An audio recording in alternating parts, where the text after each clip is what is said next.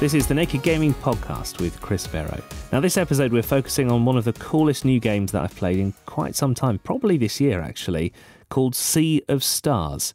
Now, it's a turn-based RPG inspired by games like Final Fantasy, Zelda, Pokemon, one of my favourites, Golden Sun, which comes up in our conversation, as well as things like Illusion of Gaia, Breath of Fire, and Chrono Trigger. Now, it tells the story of two children of the solstice. They're using the power of the sun and the moon to perform eclipse magic. That's the only force capable of fending off these monsters in the game, created by an evil alchemist known as the Fleshmancer. Now, these main characters are Valerie, Zale, and their friend Garl, who doesn't have quite the same intensive training as Valerie and Zale, but he does still hang around for them for years while they're training, and then joins the party before the fun truly begins. He's very wholesome, the internet loves him, and he's known as a warrior cook, which is a class that I've never heard of before. But anyway, I've been speaking to the writer, director and designer of the game, Thierry Boulanger from Sabotage Studios, and he's been wanting to make this game for a very long time. Well, in terms of the story, it starts from so I've been building this fantasy world in my head since I was a kid. So elementary school was kind of like the inception there. And I was playing Solstice Warrior with my friend, and she was Moon and I was Sun, and then that kind of like always stayed. But then of course, you know, it's not a 9-year-old script. But I still wanted to keep that flavor, right? I feel like we have so many games, and the idea was to make something that would be a bit lighter, more of a callback to a certain simplicity, right? And kind of a reminder that games are they're really just meant to be played in the end. So just play this, you know, and not feel that you have to get like too involved about, you know, a whole bunch of consideration, like how it compares to another modern title and what's it going to look like in a year. Does it still hold up or whatever? So the idea was for it to be in kind of this timeless place, you know, or capsule, if you will. And the idea was to do not necessarily a twist on the things that we've seen before, but just try to do like the proper classic approach, you know, that done right, if you will. But yeah, no, so Garl absolutely was always was always there as a pillar. I think for a lot of people, he's the true main character, or the true reason to play this.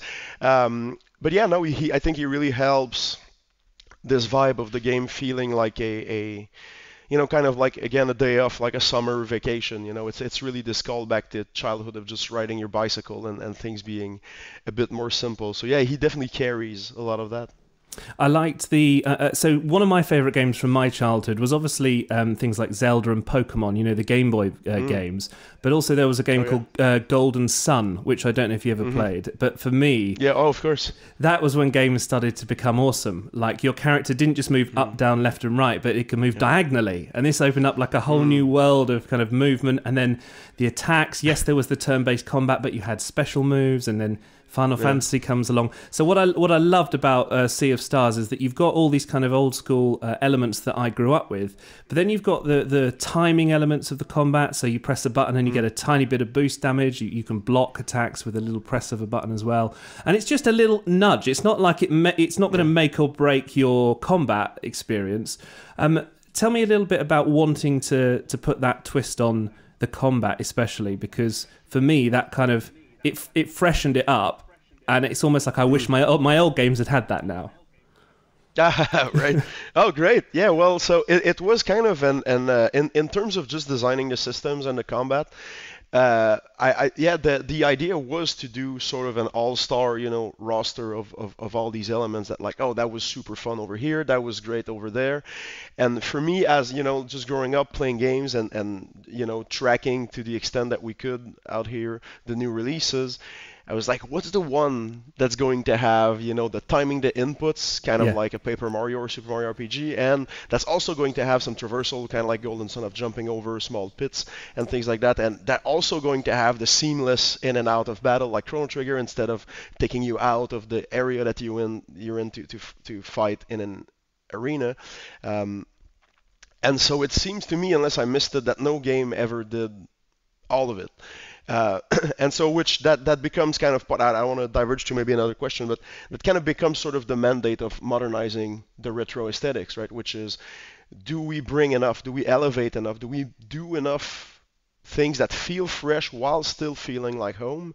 And it's that line that we're constantly trying to kind of like remain on, you know?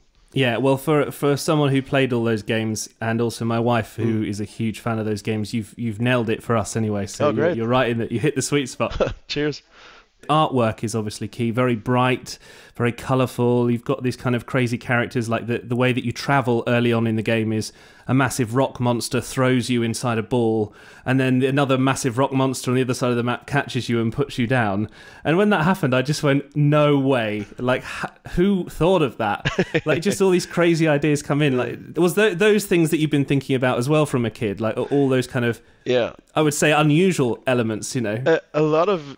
Yeah, well, so a lot of it is kind of like a lifetime of just like, you know, when you're just talking with someone and some idea come up, and it just seems to me like I seem to have a lot of those like on the back burner, and then everything just kind of comes together, and yeah, it's not just like an excuse to string all those things together, but there definitely is like a very high amount of like just short windows of little things, and it's like, well, they do make sense, so let's kind of like build something around them.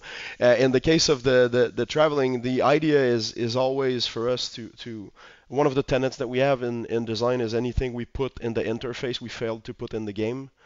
And so for everything to be more diegetic, right, to belong to the narrative, to be an actual part of the world.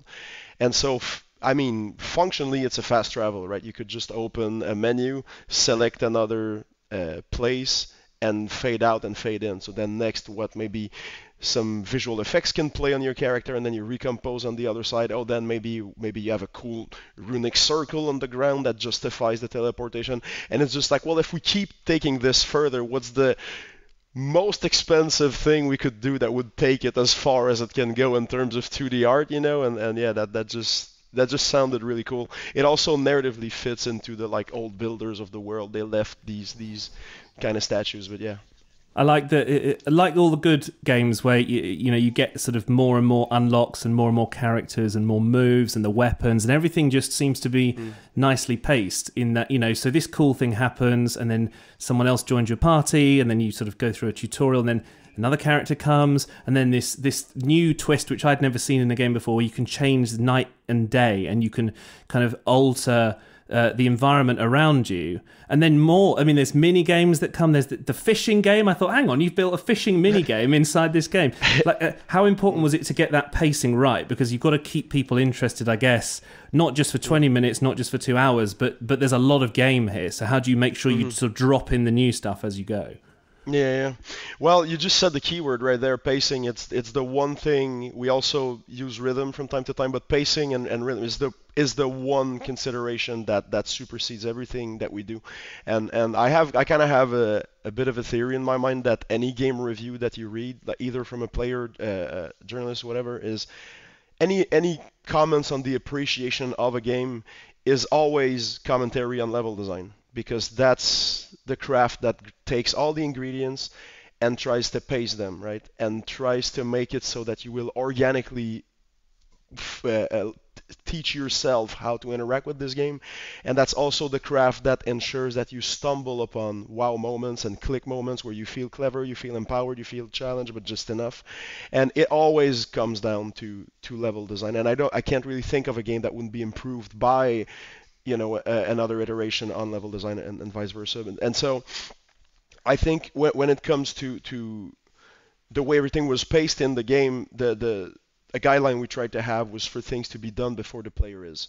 Of course, we have an intro that's a bit wordier because that's par for the course. You need your proper setting, and you need to kind of earn your action to getting to be more in the action. But from that point on, we wanted all the dungeons to be slightly shorter than your expectation. You know, things like you mentioned, you get thrown, and it's kind of like just cutting someone off who was talking, and you're maybe thinking it's going to be this whole cutscene, but then it's just over. And we always try to surprise with timing in this way, because I think that's what keeps things engaging. That's something that made me laugh, actually, right at the beginning, was when I think it's the archivist or the librarian character right at the start who's kind of telling the story about, this one time this thing happened. And then he leans round the chair and looks at you right in the eye, that kind of thing. Yeah. And that really made me laugh because it was kind of like a little wink, like, you know how games like this start off. So I thought that was really, really cool. Can I talk about the link to, because this isn't the first game that you've released, and actually I think it's The Messenger that you released before this one. And for fans of that game, there are little sort of throwbacks in Sea of Stars, which obviously you don't have to have played the first game, but that's got a sort of inspiration from retro games as well, shall we say. I guess this is just your kind of aesthetic, this kind of world that you love, but was it nice to set it in the same universe? Because that must have been quite cool, just to keep your game in sort of your world and let us in. Absolutely. Oh yeah, absolutely, and that is part of what we're building. In terms of like all of our games will be in the same universe. Awesome. It's not that we want to be rehashing the same zones, but it's just that narratively there's this whole big timeline over millennia, and then we'll kind of be, we're here for this like great event that in some other game is just a myth, but now you're gonna see what actually happened, and so. You can think of a character like Garl, who how he is, you know what he's like, but if you're 10,000 years in the future, maybe he's this legendary character and the statue looks nothing like him because it's the idea of him now and things like that. So, no, yeah, we're really having a lot of fun with this concept that things, they kind of feel more grounded. Yeah, I mean, and also the genre, talking to Messenger, it's the story of one ninja who carries a scroll across an island. So it makes sense for that game to be a platformer because you're not going to do party-based battle and then have to tack on all these characters, whereas Sea of Stars is about a team of friends, and so it makes sense to have gameplay that supports that, lets you play all of them. But yeah, for us, it's like we take a genre, we kind of iron out what didn't really age well, we rethink how to bring it to new players, and we try to make something that's as good as our memory of those games, Yes, and that do you know what, that is exactly like I've played retro games that have been revived, like Perfect Dark for one of my childhood games, 007 GoldenEye, and when you play it, even with the modern twist to the graphics, you think it's not as good as I remember it being. But this is the game where if I had played it when I was a kid, playing it now, it's as good as I would have remembered all those games. Like I'm sure if I went to play Golden Sun now, I wouldn't enjoy it as much as the time because I was a kid. But this is as if I'm playing those games. So maybe that's for me. You've got it, but that's what it is. It's perfect in that sense. I love it. Wow. Okay. Thank you. So you'll hate this question, but I've got to ask you because now that we're fans, is there going to be any downloadable content for this game? And now that you've sort of built the mechanics and the universe, I'm guessing it wouldn't be super tough to do a Sea of Stars 2 in a few years' time. It probably wouldn't take like 10 years to get it all together or something. Although I know you'll push the boundary probably. But what's your sort of plans for Sea of Stars and maybe expanding the universe? There is DLC for sure. I actually pitched it already to the core team. So yeah, we're starting work on DLC for Sea of Stars. We don't have like any dates yet on anything. As far as a sequel, I mean, I kind of, that's kind of the downside of having this world that you build for all your life is yeah, I have I have up to 7, but so too with Messenger, right? But it's really, but there's also the next thing that could be a completely new IP that we're also excited about, perhaps. And so, yeah, there is a bit of a job to do there of figuring out what's the next best action, because we're not looking for scale as a studio. We have a team of 25, and we want to remain with that group and just make the best games that we can within reasonable amount of time. So it's not about like, since we could expand, we will. So I'd be surprised that our next move is Sea of Stars 2, but it's not off the table either. But DLC is for sure the next thing, though. I suppose that I'll have to take that because that's always pretty good. It's like kind of similar. And there was an amazing announcement early on. I think it was day one. You had 100,000 copies bought, which is incredible. And then that's gone up to 250,000, and it keeps going and going. Surely that is beyond any kind. You probably didn't have expectation, but that is amazing. Yeah. Oh, absolutely. Well, I mean, you do sort of have expectation in terms of like, what do we need within the first year to know that we're still afloat and we get to make a next project, basically. So we got that confirmation within the first week, which was amazing. We also had, if you look at, because we're also on PlayStation Plus and Game Pass, so combining, I haven't checked in a week, but we were over 2 million players already, you know, and so the fact that the units sold are there despite that, I think is also a very good data point for other developers, because you know, often people wonder like, is it going to cannibalize the sales?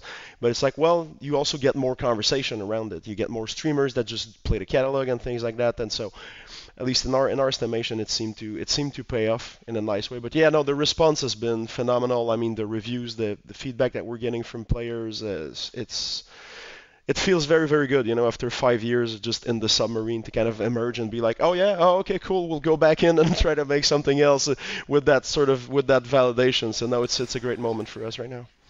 No, we're enjoying it so much. And just, I suppose the final question is, if people are hearing this, and because I've talked about it on the podcast a lot, and I've encouraged people to play it, even just people who I meet, because even if you don't like retro games, it's sort of got enough modern stuff in that you probably will enjoy it. But what do you hope people will kind of take away maybe long term? Because what I was finding was it kind of like, it like reignited a bit of that childhood kind of imagination for me. You know, it made me sort of relive in a fantasy world, you know, like Lord of the Rings. You wish you were there, kind of thing.